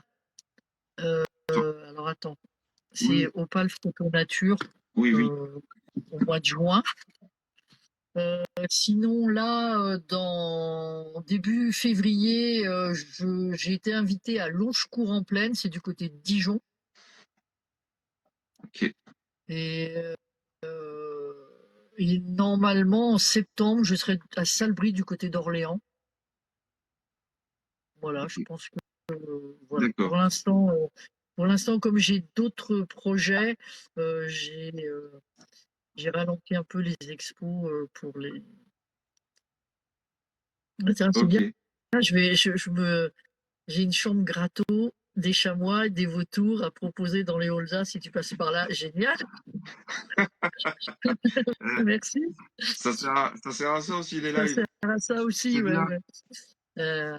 Non, mais là, je suis en train de. Voilà, j'ai un projet sur lequel je veux travailler. C'est sur une expo en noir et blanc mais alors très graphique et que oiseaux et avec des photos que j'ai emmagasinées depuis pas mal d'années. Donc voilà, ça va peut-être sortir qu'en 2026 ou peut-être même après, mais voilà, c'est un truc qui me tient un peu à cœur, donc Ok. j'essaye aussi de travailler un peu. Et là, je pars, euh, je pars cette année fin mars, début avril, je pars en Norvège et en Finlande. Ok. Et 2026, je pars en Islande, pareil pendant l'hiver, parce que la première fois que je suis allée en Islande, j'avais 18 ans, donc ça date d'il y a très très longtemps. Et en fin de compte, je voulais pas retourner en Islande parce que maintenant c'est devenu tellement un pays à la mode, alors qu'à l'époque ça ne l'était pas du tout. Et, euh, je voulais pas y retourner parce que j'avais vraiment peur d'être déçu. Je vois quand j'y étais.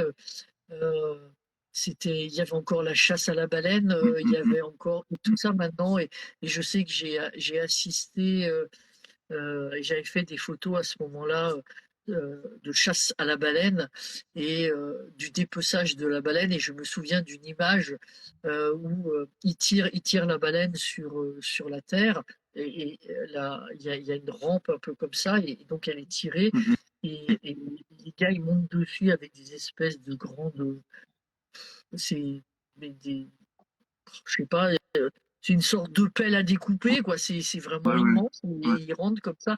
Et le sang coule et la mer est rouge sang. Et ouais, il y a ouais. des Mhm. mouettes, et il y a les mouettes rouges qui se baignent dans la. C'est, tu vois des mouettes dans. Enfin, j'ai des images, tu vois, qui me sont restées. Et il y avait des étendues sauvages. Et je me dis, mais retourner maintenant, ça va pas le refaire. Ouais, Et ouais, le ouais. fait d'y aller en hiver et d'aller tout au nord, bon, j'y retourne l'année prochaine. Ok. Donc, Très bien. donc j'ai déjà ça qui est prévu. Voilà. Ok. Et de faire un Et peu de vidéo, et de faire un peu de film, et de faire un peu de trucs comme ça. Voilà. ok. Et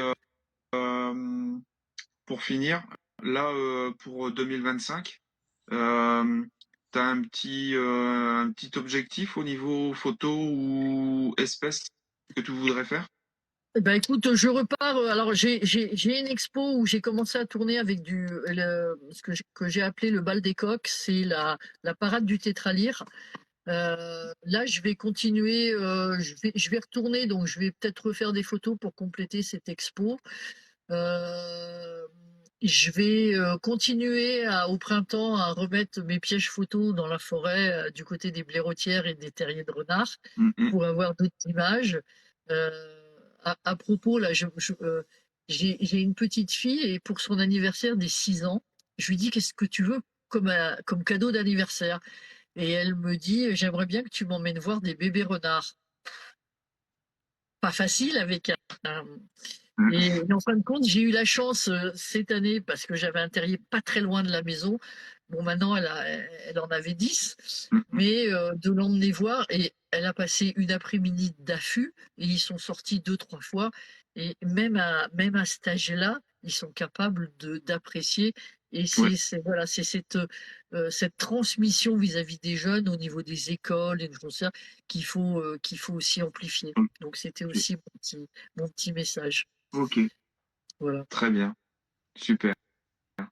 Bon, tout le monde dit Eh ben, merci, c'était génial. c'est gentil. C'est Ben, chouette, on est resté une quinzaine là tout le long du live, donc c'est vraiment très très bien. ben, je suis ravie.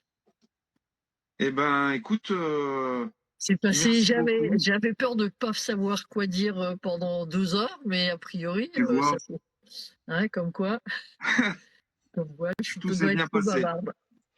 Je dois Tout être s'est trop bien bavarde. passé. Tout était Ouais. nickel.